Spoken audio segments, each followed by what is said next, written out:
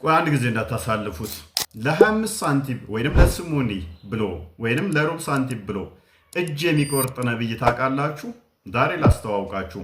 ደሚያ ተርሚዲ 1445 ናሬትር አይሻ እንደተረከችው the prophet used to cut the hand for the of dinar and beyond that ነብዩ ለ25 ሳንቲም ብሎ እጆች ይቆራረጥ ነበረ። ለ25 ሳንቲም ለስሙኒ ብሎ ወይንም ለሩብ ሳንቲም ብሎ እጅ ይቆርጥ ነበር።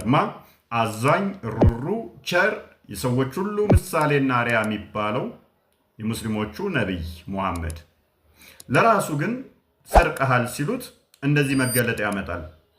ለነብይ ሰለባን መደበቅ አይገባውም። የደበቀው ሰውዬ በቂያማ ቀን ልብሳችሁን ዞላችሁ ይመጣል። ልብስ ሰረክ ተብሎ ሲባል ነብዩ የሰረቀው ሰውዬ በቂያማ ቀን ዞላችሁ ይመጣል ይላል። ለሰዎች ግን 25 ሳንቲም ሰረቃችሁ ብሎ እጅ ይቆርጣል። ይሄ የፍቅር መገለጫው ነው።